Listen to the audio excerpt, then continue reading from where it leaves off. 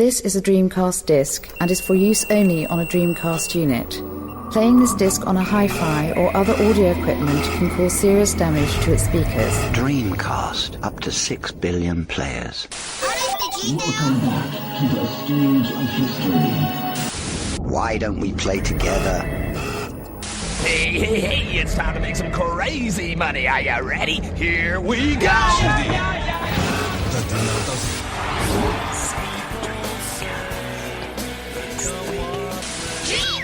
Please stop this disc now. Hello and welcome to episode 53 of the world's greatest podcast called DreamPod. My name is Tom and I'm joined by my faithful co-host. Faithful? Is that the right word? Mike Phelan. Hello, Mike. Hello, Tom. How's it going? All right?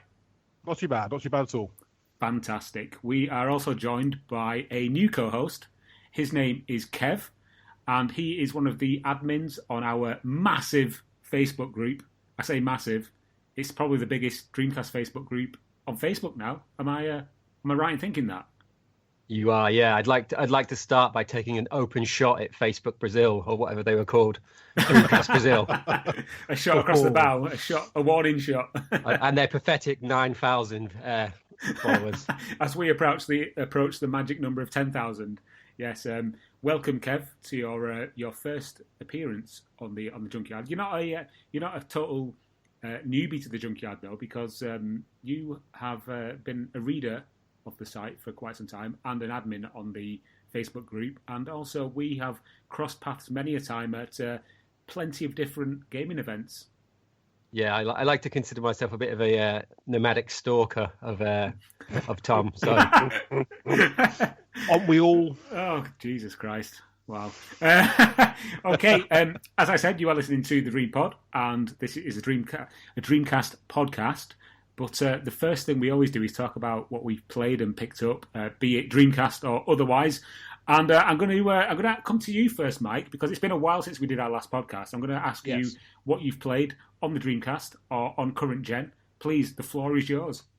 Excellent. So current gen, I had a bit of a time in the summer where all I played was racing games, and I'm bored of racing games now. So I am currently playing Wolfenstein 2 on the Xbox One. Excellent. And I am playing Assassin's Creed Origins on the PS4.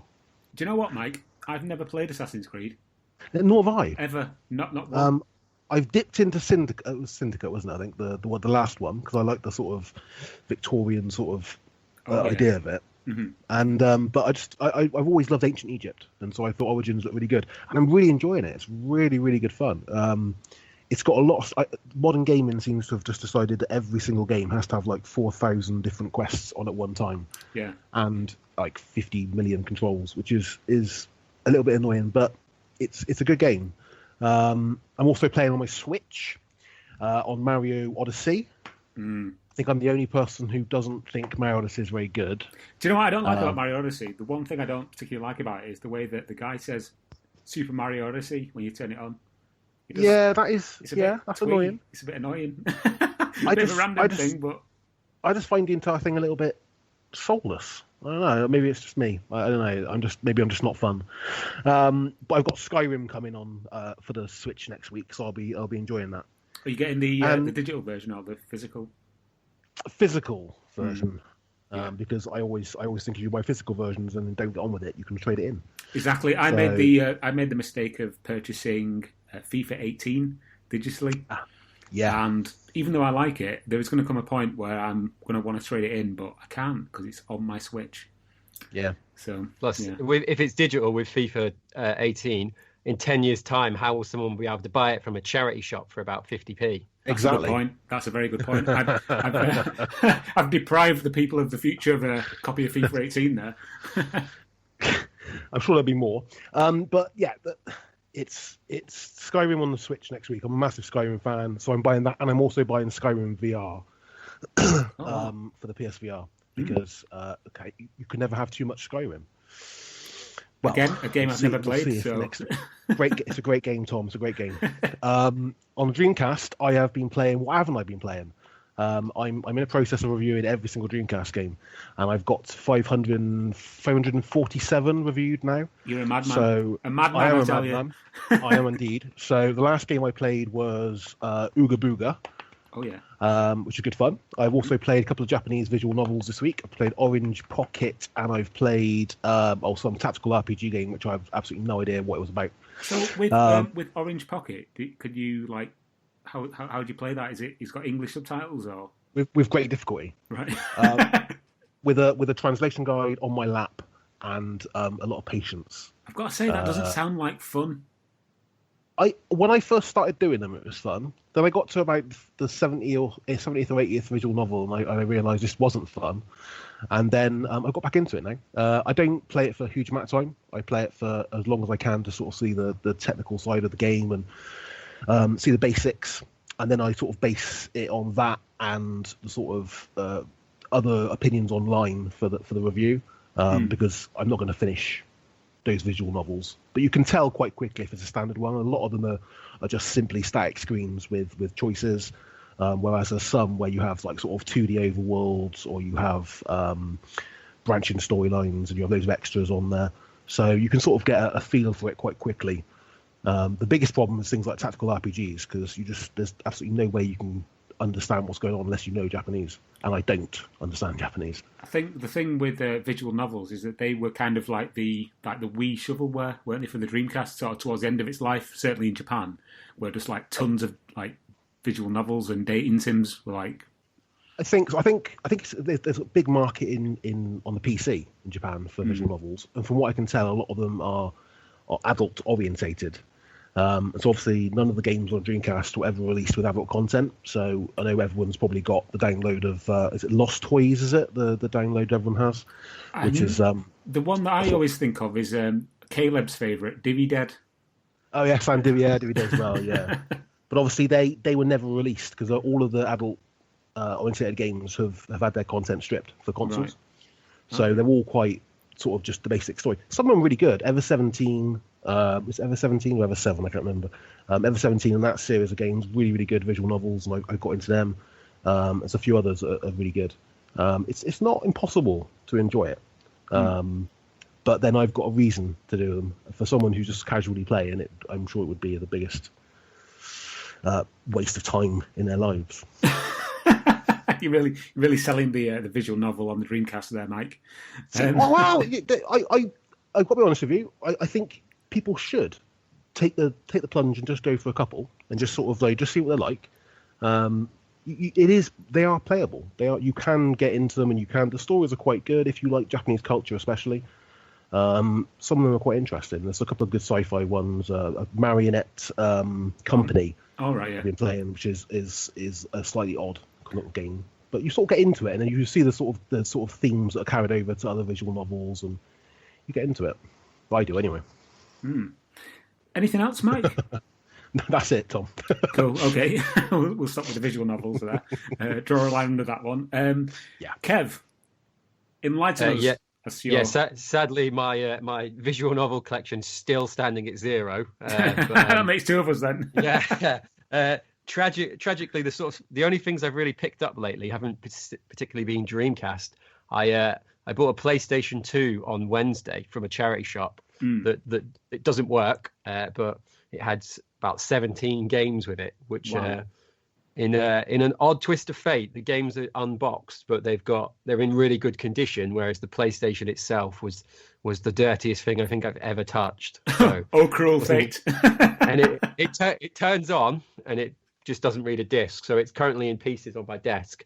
Although, what is more kind of Sega focused, I bought I collected a CRT television this week. I've finally given up on the dream of buying a Lightcon, because I'm just never gonna have the funds to justify that. Yeah. So I don't actually own the light gun for the Dreamcast at the minute, but I've had my Sega Saturn shooter back out, so it's been good to relive. Kev, I think I can help you on 2 of those points. I've got 2 PlayStation 2s, one of which I don't need, so you can have that. And I've also got about 8 light guns, so if you want one, I'll send you one. Oh, there we go. There you go. Off. See?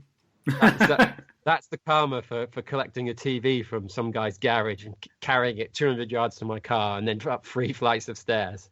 So, is it 4x3? That's the it is 4x3. Yeah. Yeah. Cool. Okay. I didn't want to anger Ross by getting a 16x9 CRT. So those people listening who've got no idea what we're talking about, all will become clear later on in the podcast. We'll just leave it at that for now. And then a bit like Mike, I've also been playing Mario Odyssey. I do like it, although I do kind of miss the more focused N64 style. Do you know where you'd start the level and you'd pick what star you were going for? Yeah, totally. Feels a bit like Ubisoft Collectathon at times when you click on the list to see how many moons are left in the level and you're still like 65 left. Yeah, I know what you mean.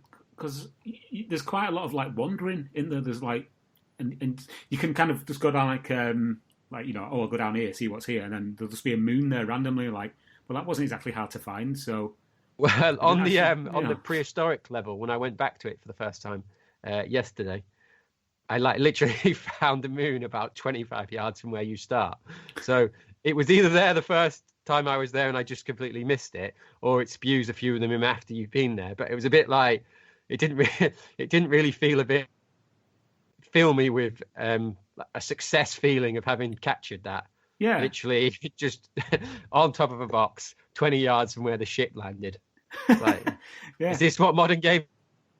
It's a bit inconsistent, really, isn't it? It's like, some of them are like really hard to get, and others are like, here you go, have it, or even just buy it, Yeah, that's. I don't know if that's like a dig at loot boxes or not, but. I've never thought of that. That's very meta, that, if it is. Yeah. Because I know most of their. Well, I know they did DLC for Mario Kart 8, didn't they? But then they gave that away free on the Switch. But that when I saw it, I thought that was odd. But then that was what I was thinking. Is this a dig? Is this sticking their fingers up at other people? That's a good point, actually. Yeah, never thought of that. Anything else, Kev? You've been playing?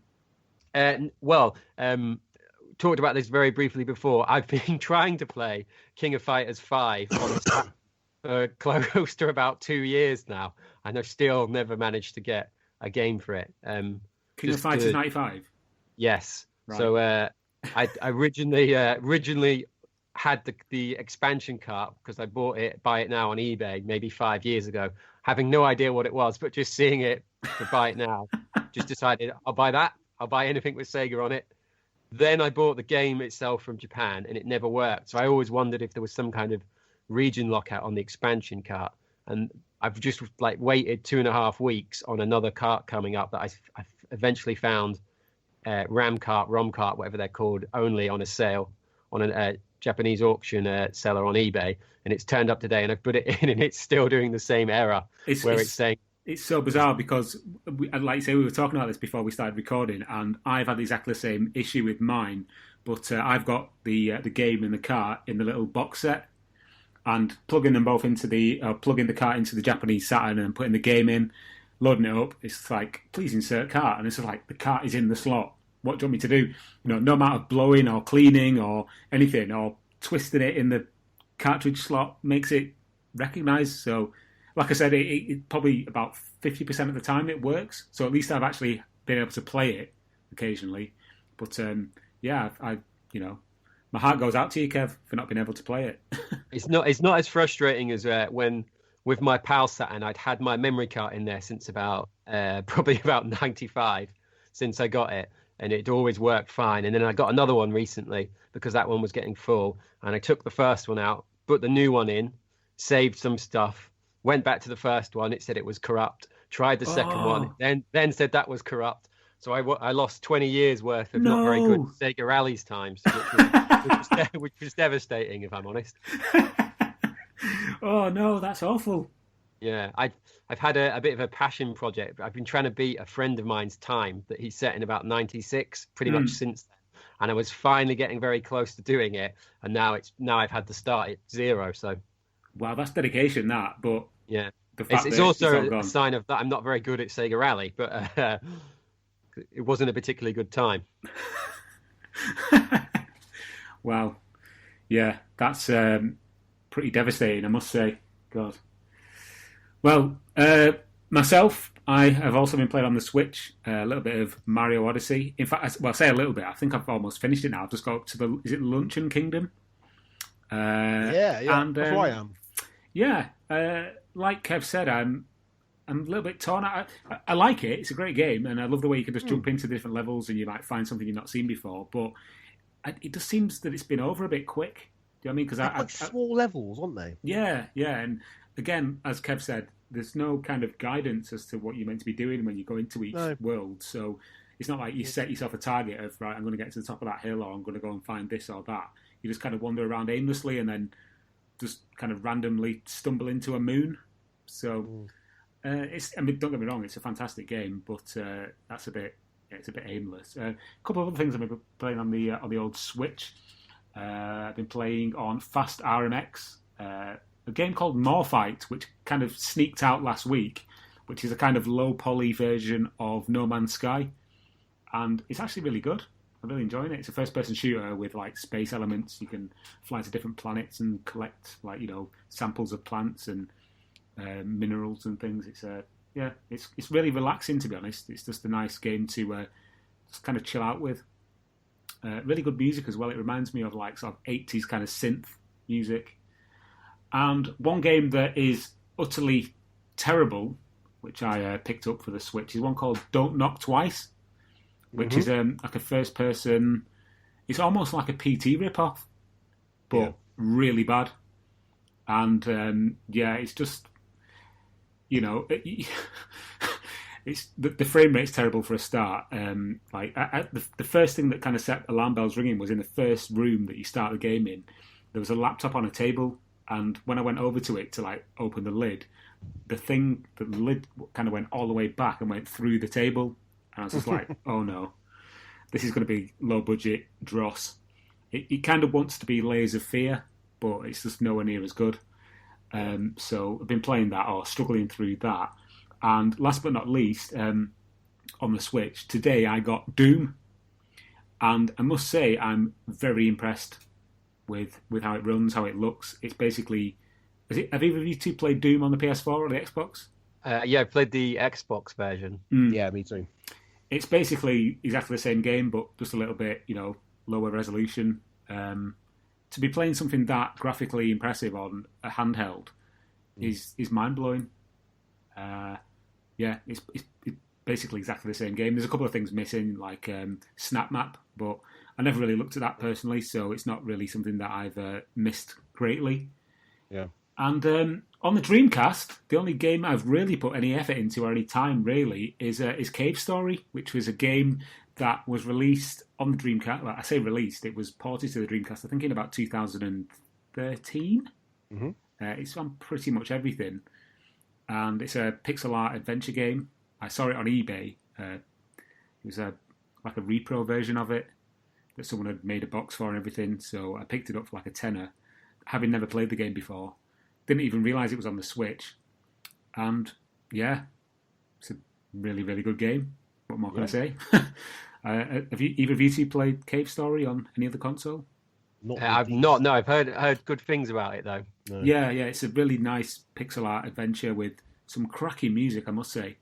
The soundtrack is on SoundCloud, and I've spent an inordinate amount of time listening to it when I should have been doing other things. But well worth picking up if you find it. I have actually noticed that since I wrote the article, I'm not saying that this is anything to do with us or the Dreamcast Junkyard or anything like that, but prior to me picking it up, I saw it on the off chance on eBay, bought it, and then since I wrote an article about it on the Dreamcast Junkyard, I've seen loads of other copies pop up on eBay. So make of that what you will. I bet they're not all £10 either. No, they're not. No, I think most of them are about £24.99 or £30 plus. So yeah, if you do see one, feel free to check it out if you've got the money. It's worth it. But for that price, you might as well just go and get it for the Switch, because it's £24.99 on Switch, and that's Cave Story Plus, which is like an updated version. I think you can download the ISO on the normal websites Dreamcast version as well. Oh yeah, you can. Yeah. It's Yeah, freely available. It's just that this one came with a PAL case with some nice artwork and some printed artwork on the disc. So that's why I kind of pulled the trigger on it. I think there's I think one of the online repro stores, I think Retro Game Lab. Let me start again. Retro Game Lab. I think they do. They sell the version for about £17, I think. Oh, right, okay, cool. Yeah, like I say, it's worth picking up if you see it or download it. It's great either way. Okay, guys, that's our pickups and what we've been playing sorted. Let's jump into our first topic of discussion, and that is again talking about a game that is coming to the Dreamcast. And that will be Intrepid Izzy. Mike, you've played this game, and so have I. Kev, have you played it? I've not, no, sadly. I'll admit something now. I haven't played it. Oh, have you not? No, I haven't. Oh, sorry, I didn't. I thought you played it. Yeah, basically, Intrepid Izzy was funded last week. It reached its target of €35,000. I think it actually got to about 36,000. Let me just have a quick look. Yeah, €36,367, which is about 57,000 million pounds in pounds. Yeah, so congratulations to Rule and the CNAL team for getting that funded. That means it was tight. It was, yeah. Like even on the final day, it was looking tight. Yeah. It just limped over the line, which is great for us as Dreamcast gamers because it means we'll be getting a new game. As I said earlier, I have played it. I played the demo. The demo is freely available. If you go to the Kickstarter website, you can find a link there. And it's just a really great game. If it ends up being anything like the demo, then, we're all in for a good time.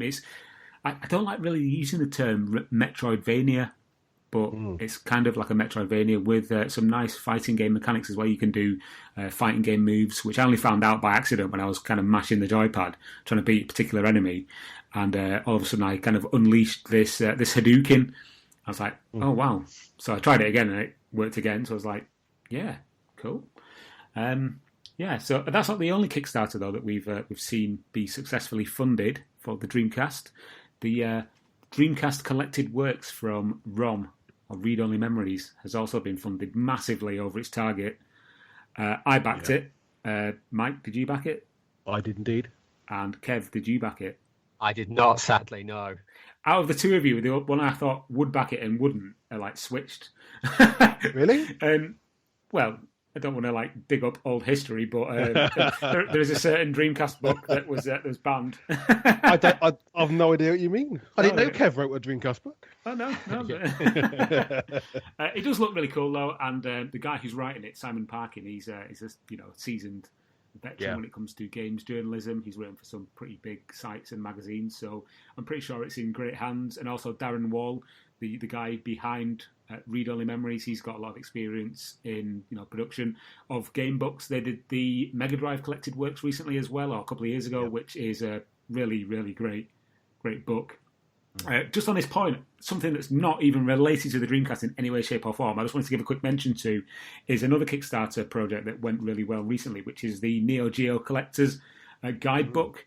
And the guy who created it, Sam Dyer, he's a friend of mine, and I lent him my Neo Geo CD, which he photographed and put into the book, or rather the photographer photographed and put into the book. And then he sent me a copy free of charge in the post, which I wasn't expecting at all. So I just wanted to say thank you to him. If you're a fan of the Neo Geo, I know that certain people listening to this podcast are. I know you are, Mike. I also know that Rob is, and I also know that Ross is. So if you're a fan of the Neo Geo of all types, it's worth checking that out. Go to bitmapbooks.com, I think it is, Bitmap Books. If you search them on Google, you'll find them. But yeah, the Neo Geo book is, amazing, really. So yeah, worth checking out. But let's move on to our first major topic of discussion. That is something that I received recently. Sorry, guys, it's going to be me talking again. That's all right. Anyone who's already sick of my voice should probably stop listening now. Maybe go and listen to something else. People listen to this podcast to listen to your voice, Tom. I don't know why. It's because you're. I don't know. It's obviously you have a large fan club of It's people. very soothing. It's like when old Yeah. people used to leave Radio 4 on for their dogs when they went out. It's exactly the same thing. Jesus Christ, being compared to Radio 4. Wow. There's worse things to be compared to, I suppose. There is. Yeah. So I won't leave you in suspense any longer. A couple of weeks ago, I received in the post a Dreamcast from a lovely chap from Austria called Jan. And what he'd done is that he had created a hybrid Dreamcast which can read GD-ROMs, but also accepts game files in the form of ISOs, which are inserted into the Dreamcast on a compact flash card. Now, this is a really interesting mod because even though there are lots of ways of importing games into a Dreamcast and playing them through kind of, external media, shall we call it, like hard drives, and you've got things like the GDMU, there are none that actually keep the GD-ROM drive intact so that you can play games from a normal Dreamcast disc or through the CF card or whichever kind of format it takes. Again, obviously there's things like the SD card as well that slots into the serial port on the back of the Dreamcast. But this was just a really interesting mod. He contacted me and said, would you like one of these to review? I was like, yeah, of course. And he sent it over to me. And I'm just really impressed with how compact and just how well it actually works, because a lot of these things, no disrespect, but a lot of these kind of like homebrew or modded systems can be a little bit janky, you know what I mean? They don't really work properly, or you open them up and there's just a mess of wires everywhere. This thing looks like, it could have really been done by, a professional. Not that I'm saying that Jan isn't a professional, but it's just so clean. And the slot that the CF card goes into is just above the modem. And when it's in there, you can barely see it. It just pops out a little bit, about a centimetre. And you have a little switch on the back. You switch between normal boot mode, which is like a normal Dreamcast. You put your GD-ROMs in and they'll play as normal. But then if you flick this switch, it boots into Dreamshell. And because of the custom sort of, I don't know the software on the CF card allows the games that are on the card to come up with like a sort of a graphical user interface, almost looks like Windows. It is obviously just normal not boot dreams, sorry, what I'm talking about, Dreamshell. But you can just click on the icons and the games will load. There is a bit of messing about if you want to get your added games to look like that. He put a load on the card for me when he sent it. And I've added my own since. And like I said, there is a little bit of a mess about trying to put the icons into the GUI. But for the most part, it works fine. And loading times are vastly reduced. Functionality is perfect with GD-ROMs. And it just seems like the perfect way to, have a load of Dreamcast games on a removable card and just have the GD-ROM drive there available for, any other games that you don't have on the card. As I said, I did a review of it. Did you see the review, guys? I did. I've not seen the review, but this sounds like I've never really been that interested in any of the other mods, but something like that sounds ideal to me. Not getting rid of your drive. Yeah, totally. A guy who lives near me who reads the Dreamcast Junkyard, he saw the review and he was like, "Oh, can I come round and have a look at it? Because I'm really interested and I just want to see like how well it works." And he came round. I showed it him and he was just like, "Yeah, I'm going to get one." And they went and ordered one from the guy. So, I can't fault it, to be honest. It just works perfectly. Even when you put it into Dreamshell mode, you can still put GD-ROMs in and they'll load. And that way as well, it also makes it multi-region. So you can put a game from any region in it. It'll just read it and play it. So, yeah, perfect, really. If you want to see the review, I believe Adam Korolik has put a video review up as well because he was in receipt of one very recently. Yeah, so if you can't be asked reading my words, go and watch a bearded man talk about it. You have the choice between Tom's lovely voice and Adam's lovely beard. What a choice. Yeah. Cool. Okay, let's move on. What are we on next? We've got an update here on the new games from Josh Prod. Yes. The studio bringing us things like Flashback, 4x4 Jam, which you reviewed, Mike, and thought was wondrous. There was a bit of discussion on the Facebook group last week, I believe it was, where somebody was asking, where the hell are these games? We've been waiting months for them, which I can kind of agree with. The only one I've actually paid for is Flashback, but some people have paid for the whole lot really, and it's first it said September, then it's October, now it's saying Christmas. So I asked Philippe, who is the guy who runs Josh Prod, where the games are, and it was quite good of him to get involved in the conversation, quite open as well. And he actually replied saying that this was actually last week, on the 5th of November. He said that they will receive them this week and they'll be sending them out on the same day. Whether or not they've actually received them and they're sending them out, I don't know. However, Flashback was held back from release because they got some additional content. This is actually an exclusive, by the way. They got some additional content to add to Flashback for the Dreamcast. I'm pretty sure he won't mind me revealing what the added content is, but I'm going to do it anyway because they've added new cutscenes from the CD-ROM version, so all the FMV, cool. And they've also added updated soundtrack from the upcoming Nintendo Switch version of Flashback. And you can switch between those on the fly, so you can have the MIDI music, or you can have the updated soundtrack, which is pretty cool. He sent me a demo version of it, and when it first loaded up, when the intro kicked in, there was just this kind of really modern music, and I wasn't expecting that at all. And then when I got to the menu, there's an option to change between, 2017 music or classic music. So that was a nice touch. So again, even on top of all the other added content that they've got in there for the Dreamcast release, to add even more stuff is, pretty cool. And it's only going to take another month or so to get it out in people's hands. So it's good to know, because ever since Flashback was the only one I ordered as well, and I've been checking those emails that come out every Friday from Stan at Rush On Games, whatever they're called. They're in French. Yes. And some of them just don't work through the translator. So I have genuinely been looking up French language again for the first time since I was about 14, doing GCSEs to try and is this it? Is my game coming? No, it's just an advert about some stupid game that's come out for the PlayStation. I'm exact same for me, apart from the fact that I didn't learn French at school, and so I have absolutely no idea what he's talking about. I literally have no idea. But I think I may have spent thousands of pounds on buying games I don't want. I'm not sure. I get these weird emails come through. I'm sure I bought something I shouldn't have bought. I don't know. Well, guys, we are going to touch on this in a bit because we have got some questions from the members of the group on the Facebook group.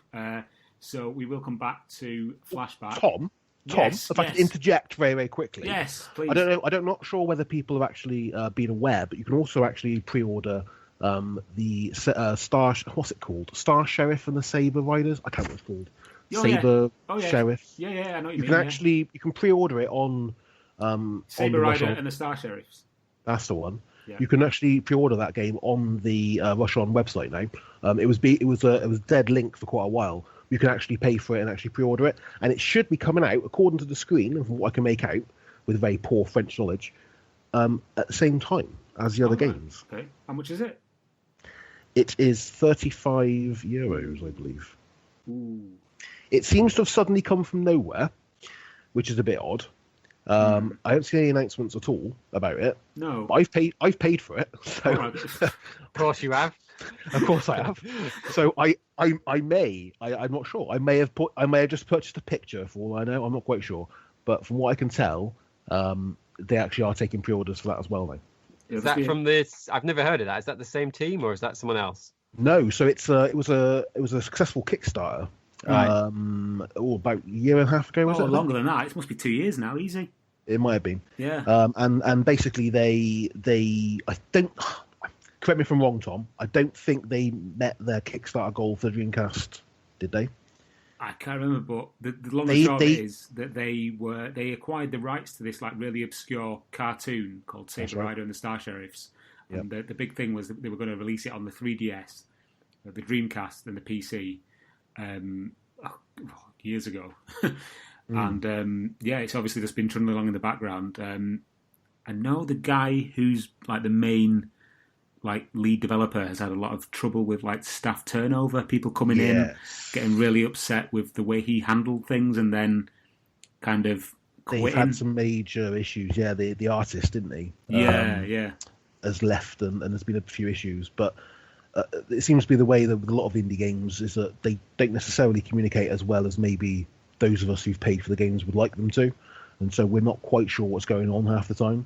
It's a bit murky, isn't it? There's another one called Henshin Engine, which kind of went dark for a while. Are we allowed to talk about that? Yeah, I'm not sure if we're allowed yeah. That kind of went dark for a while, and apparently the lead developer had a gallstone or something like that, and he's been like really ill, so that's why it's just kind of dropped off the radar, and no one's heard anything. So I have no issue with waiting for stuff, but we've me neither. No. for years. I wasn't sure if it was because they only made 40,000 copies of it, but they'd sold 65,000 in Singapore, so they didn't get to release it anywhere else. No, like for example, I paid for Slave about 2.5 years ago, nearly 3 years ago, and I'm still waiting for that bad boy to turn up. Yeah. So I'm not going to cancel my order because I know eventually it'll come because it's practically complete, but that's the thing with Dreamcast games, isn't it? They just kind of go off the radar, and then you don't hear anything until it just turns up. Yeah, The only indie developer that hasn't done that is Orion, who just suddenly came from nowhere, and suddenly we had like 6 games. Yeah, which was great. He put those games out remarkably quickly for what they are. He did, yeah. Things like Zia and the Goddesses of Magic. Yeah, that is a fairly accomplished like retro themed 2D RPG, and from him announcing it to it coming out, it was less than a year. Yeah, and, fantastic. So but I'm not one to complain about games development and things being pushed back, because I haven't got a clue when it comes to making games. So I'm not going to point the finger and go, "Oi, where's my game?" Because exactly, people far more intelligent and adept at the helm of these kind of projects. So who am I to complain? Yeah, so the games from Josh Prod should be coming out soon, hopefully, and we'll all be able to stop moaning. One for me, I think, on the next topic, it's online gaming on the DreamPod. Have either of you two got a DreamPod? No. I'm getting close. I am getting closer. Dan, the other mod, this month sent me an American modem because I'd been speaking to, is it PC Wizard or whatever he's called? Yes, it is. Yeah. He's got one of his kits now is the volt inducer and the modem built into one. So rather than having 2, you can just have that one, but you need a US or a Japanese modem. You do. So yeah. I've got the modem. I've got a spare Raspberry Pi. I've just not got round to ordering that gear from him yet. I have to be honest. The only way I've got on to playing these games online is because PC Wizard actually just went ahead and sent me a kit. It's like his full kit of like the Raspberry Pi, the modem, basically everything, all the instructions, and it came in a box, and it was just like opening like a new thing from Apple. You know what I mean? It's like it was all like really well packaged and everything. Do you think if we both like now say how great DreamPod is, you'll send me one free as well? Possibly, because he's a listener. I'm sure he's listening to this now. Hello, PC Wizard, are you listening?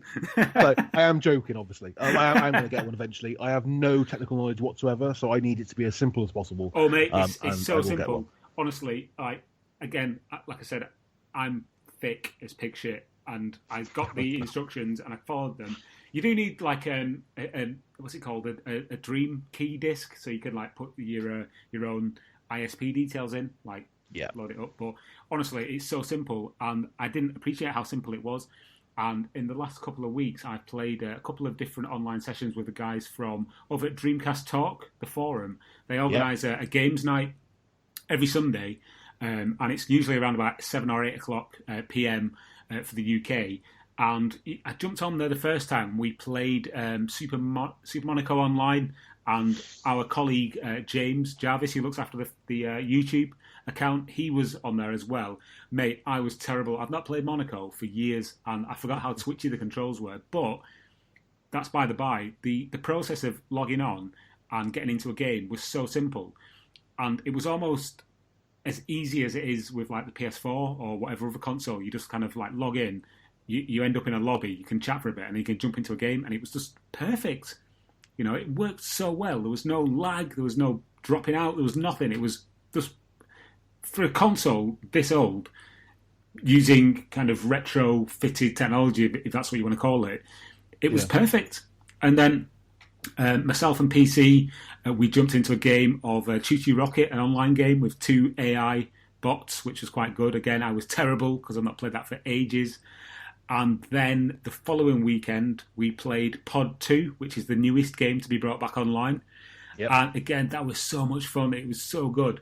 It was, you know, I play a lot of Mario Kart online, and, you know, I had as much fun playing Pod on the Dreamcast against, you know, 3 other humans of the internet as I have playing Mario Kart. It was it's brilliant, you know. So all I can say to people maybe listening to this who have, you know, heard about the Dream Pie and are thinking about getting one and not really sure about how it works, it's so simple.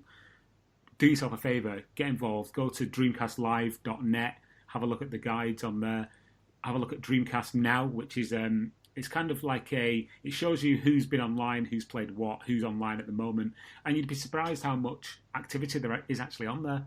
Mm-hmm. And you know, you click on there at any point. I think it's dreamcastnow.com, or if you just type Dreamcast Now into Google, you'll find it.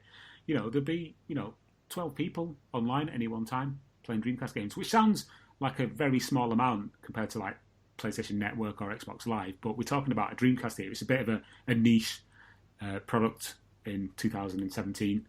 So to see that many people playing online games through the Raspberry Pi, the creation again of Luke Benstead, I have to give him a shout out, otherwise he'll moan. It's just great to see an online community.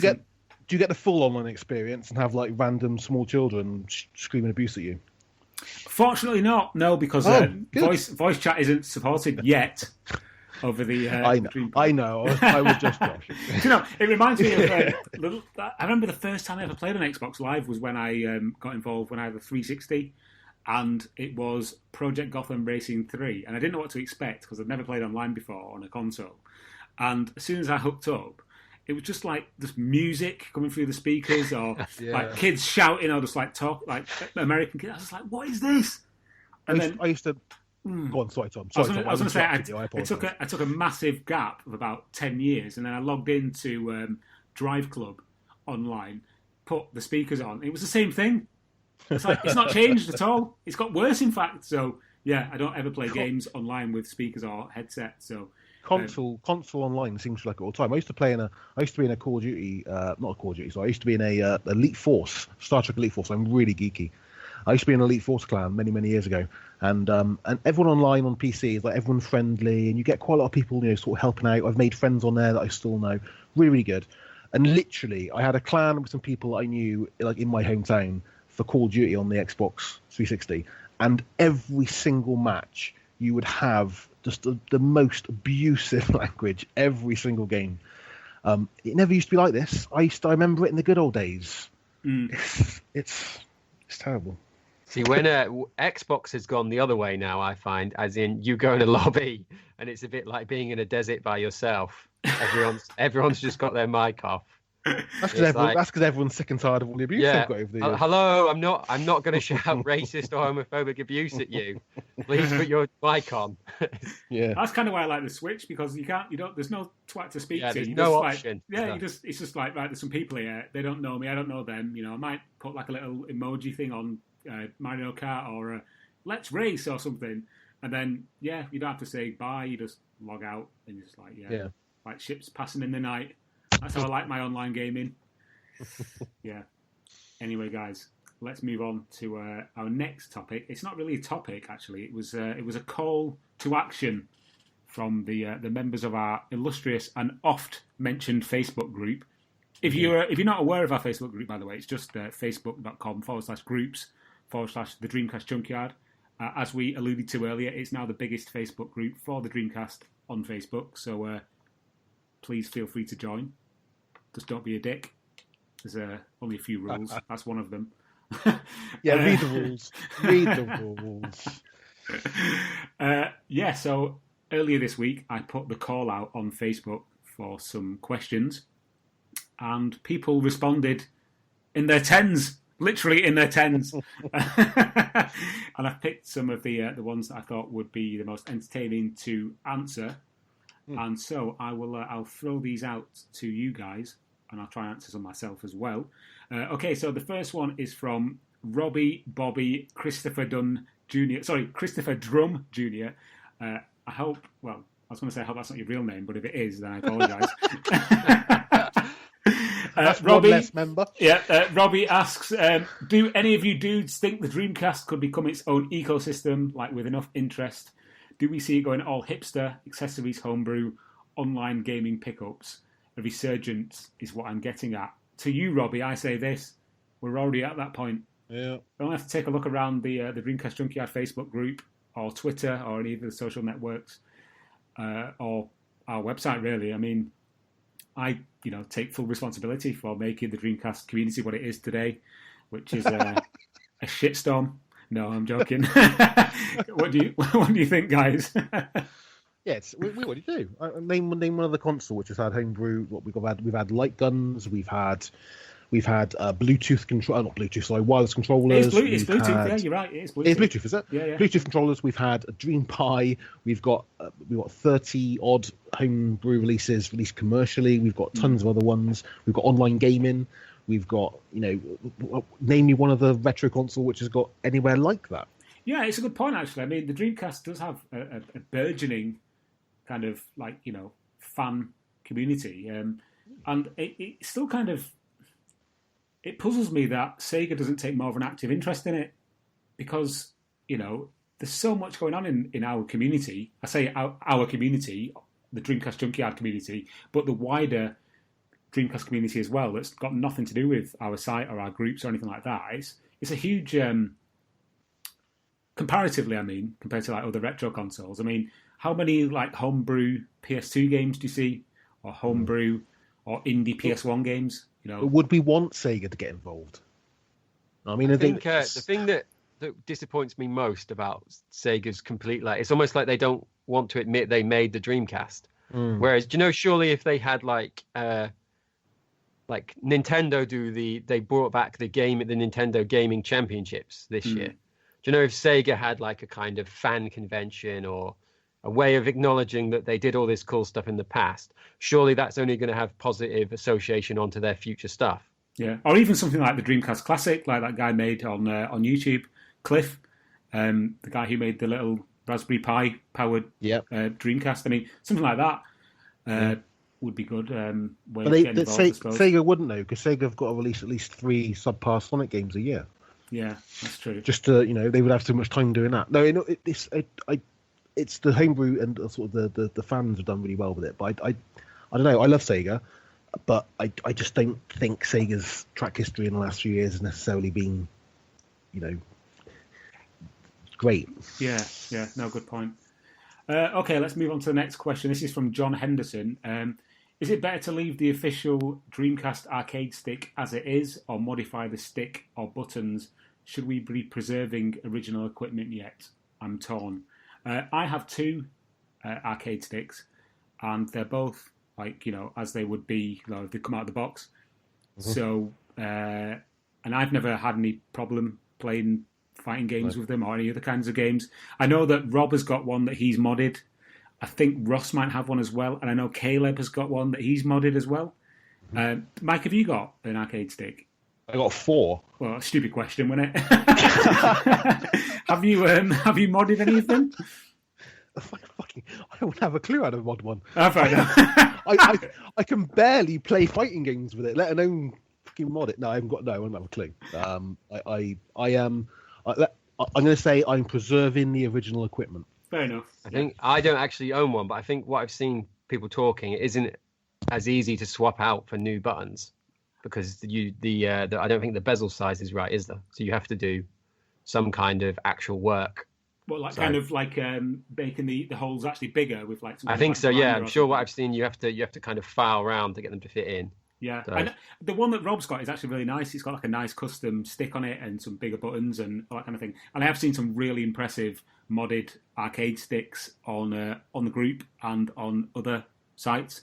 So it is doable. Personally, I like to keep things kind of as they were.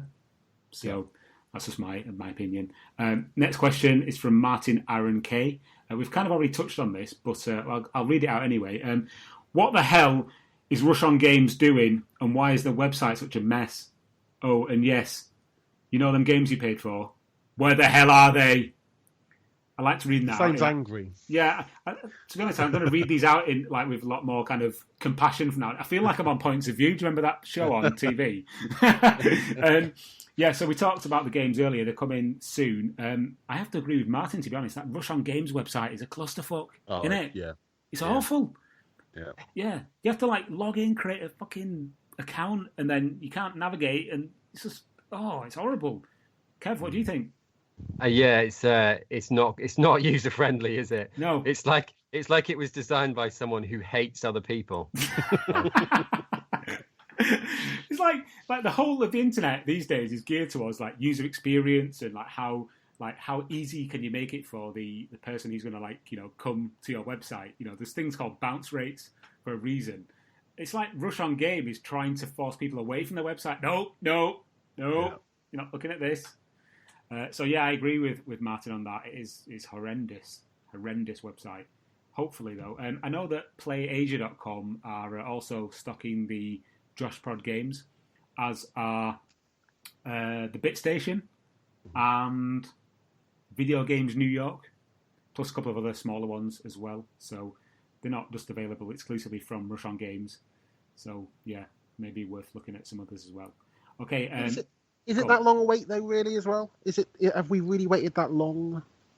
Not really. I don't think it's only a couple of months, isn't it? No, Slave's been 2 years. I mean, it doesn't seem that long. No, I mean they were only released in this year. We've had the first batch, which was Rush Rally Reloaded and all that, and Breakers and whatnot, and then the second batch came, not long after that. And I know, as we both know, Mike, there is a third batch coming, which we can't say too much about at this point. But get excited, people! I've already said too much. Okay, next question. Ben Manning says, "What's your favourite N64 game?" Mike. Oh God, come back to me. Okay, Kev. GoldenEye. Oh, nice choice. I was going to say Rush 2, but now you've said GoldenEye, I'm thinking about Perfect Dark. It's a toss-up for me between Perfect Dark and Rush 2, San Francisco Rush 2, Extreme Racing USA. I really love that game. It's shit, but I love it. I've heard you mention that before. I don't think I've ever played it. I remember the box. Yeah. I remember the box very vividly. But... Yeah, I mean, I love Rush 2049 on the Dreamcast, and that's the sequel to it. So, yeah, it's the game sandwiched between 2049 and the original San Francisco Rush, which is terrible. But yeah, Rush 2. Mike, have you come up with one yet? Yeah, Rogue Squadron. Oh, nice. Good. Yeah, Rogue Squadron. See, the thing about Rogue Squadron that always sticks in my mind is the fact that those kind of cheats or Easter eggs or whatever you want to call them were kind of hidden away for over a decade. You can have the Naboo Starfighter and the other stuff that was kind of hidden away in the game. That's really cool. They must have paid the developers a lot of money to not let that out of the bag. Okay, next one. Same question along the same lines from Ben Manning. What's your favourite Atari Jaguar game? I've only actually played one Jaguar game, and it is Tempest, whichever Tempest version is on it. Oh, Tempest 2000? Well, yeah, it was at the... do you remember the Classic Games Championship thing they run nationally that I may or may not have completely ripped the idea off for the Dreamcast leagues I sometimes run? there was one of them on the Sheffield leg once, and I played it there. Oh, it was good, but it's the only time I've ever played on a Jaguar. So wow, Mike. I've also played Tempest in Sheffield, which is a bit weird. But anyway, my favourite Jaguar game is Super Burnout. Do you know what, Mike? I've got the same one, Super Burnout. Excellent. Yeah, good taste. Amazing game. If you've never played a Jag before, get yourself a Jag, get yourself Super Burnout, and prepare to have your brain melted by speed. Yes, it's awesome. So smooth. Okay, Andy, I'm sorry, I'm going to murder your surname here because I don't know how to pronounce it, but it's Andy O'Flaherty, I think it is. He asked, as we know, Soul Calibur was awesome, and it's arguably even better sequel, famously shipped with a platform-specific character for each version. GameCube had Link, the PS2 had Heihachi, and the Xbox version had Spawn. Now, imagine if the Dreamcast had lasted a bit longer and we also got a version of Soul Calibur 2, what extra character do you think would have featured? Big the Cat. Big the Cat? Yeah. with Astaroth's moveset. Yep. Good shout. Yeah, he's got a weapon. He's got a weapon. Yeah. Big the Cat. That's my choice. Fair one. Kev? The only character I could think, I possibly put too much thought into this compared to Mike's answer. But the only character I could think that would seamlessly fit in, I don't even know if this is his real name, but I was thinking Shinobi. Yeah. Who? What? From which game? The ninja. I was thinking today. I don't know if he is actually Shinobi or if there's a different one. But yeah, but he's not on the Dreamcast, is he? No, he's not. But he's a Sega guy. Oh right, okay. He'd be better than. You can't invent your own rules there, but carry on. Well, I don't think Spawn is specifically Xbox, is he? That's true. Kind of what Yes, that's true. Good point. Yeah. Well, in that case, we could have anyone, couldn't we? Yeah. Tom. We'll have Tom. Tom, you'll be on the game, mate. No, I was going to choose the sassy black woman from Headhunter, who you go and get your go and get your license from. I think we should have you in the game, Tom. I think throwing VMUs at people. Have you seen me? Ross in the game. We could have Ross in the game. Oh yes, Ross could be in the game, banning people for using 16:9 Dreamcast displays. Hold that thought, though. Hold that thought. Mark Williams says, "Do you think the Dreamcast could have survived if EA had got on board from the start?" I think it would have been a lot better in terms of sales. I would have loved to have seen like a FIFA game or Medal of Honor or all those other different EA games come out on the Dreamcast with better graphics than the PS1 counterparts. Things like Need for Speed, that would have been great. Road Rash, those kind of things. So yeah, I think if EA had been on board from the start, that would have been, it would have been good. I did read somewhere that the reason that EA wasn't involved was not because they dropped the Saturn, but because they wanted exclusive rights to all the sports games on the Dreamcast, and Sega was creating their own sort of 2K series. And the only reason I remember that is because I watched a video on YouTube last week from Review Tech USA. I don't know if you guys watched him. He was doing a video about EA not supporting the Switch because they wanted to have complete rights over the Wii U online aspect, and they wanted to use Origin as the online thing for the Wii U. It's only speculation, but it kind of reminded me of something that I've read about EA wanting to have exclusive rights to all the sports games and Sega saying no. So with those two stories kind of combined, it almost seems like there's like a basis for an actual factual reason there. Do you know what I mean? Especially with the Xbox, when they moved their EA games onto the original Xbox, it was that one of the conditions was they got rid of the XSN sports games. So they had the NFL Fever, they had the golf, they had tennis. I think, is it Top Spin? Top Spin, yeah. And they all stopped as a result of EA coming on. Oh, that's a good point, that. So it's like it does seem like that would be something they'd ask for based on that. Oh, the plot thickens. The plot thickens. Right, guys, moving on to our last question. It's not really a question, it's from a multitude of people. A bit of an outcry, really. A few people asked about the 16:9 gate currently gripping the Facebook group. Thoughts?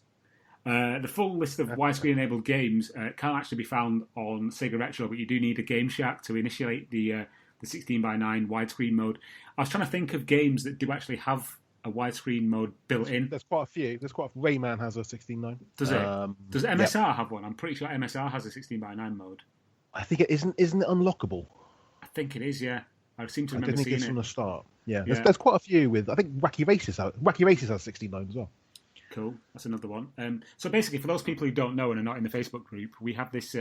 We have a member of our team called Ross O'Reilly, who resides in the fair country of Japan, and he took it upon himself to introduce a rule in the Facebook group that if anyone posts any pictures of Dreamcast games stretched to a 16:9 screen, like an LCD or something, then he will instantly ban them. This has become a point of much contention. It was initially just included as a bit of a joke, but it seems to have taken upon itself. It's become a bit of a big deal. So personally, I don't give a toss. Do you know what I Play your games on whatever you want.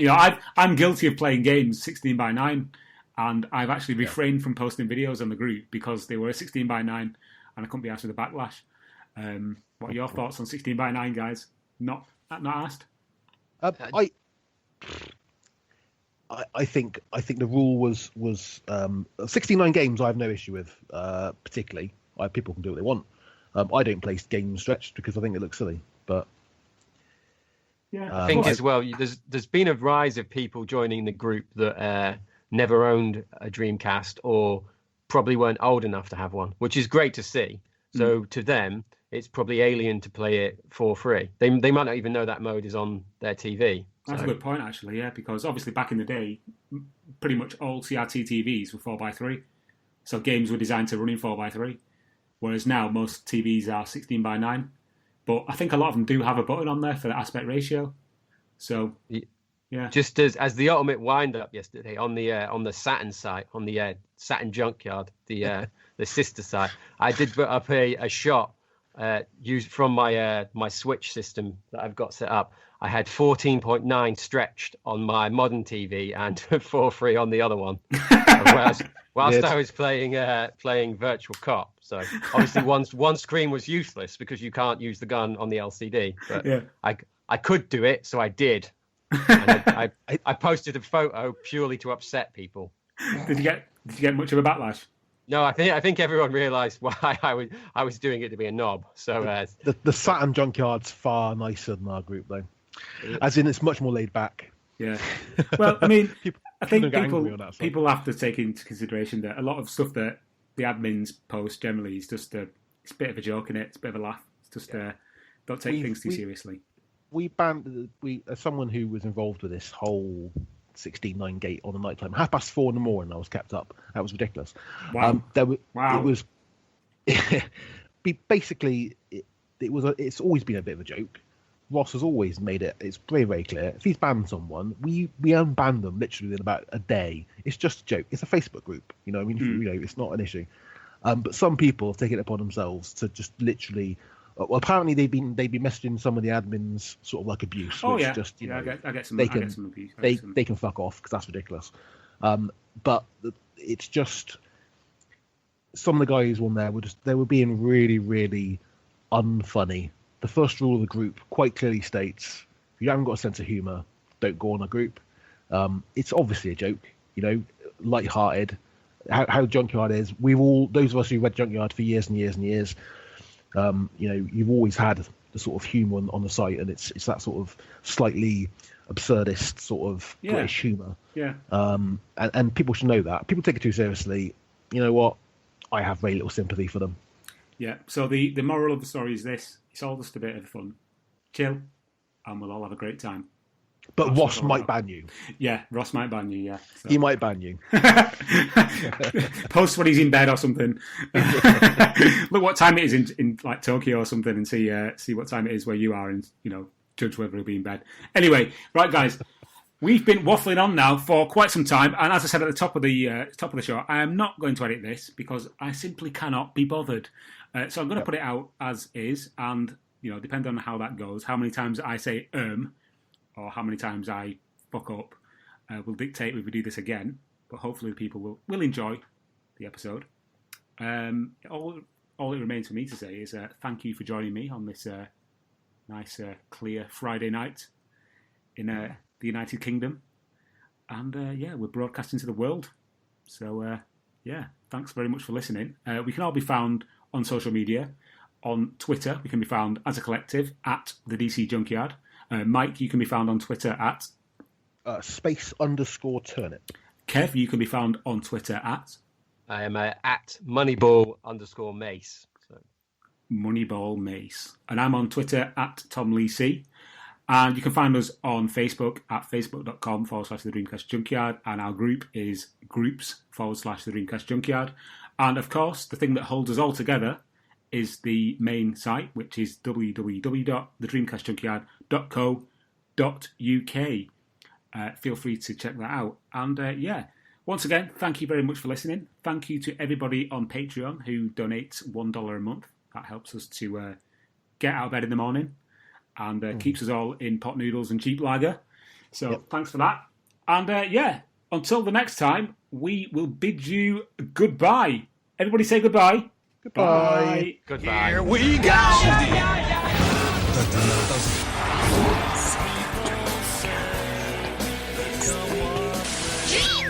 Please stop this disc now.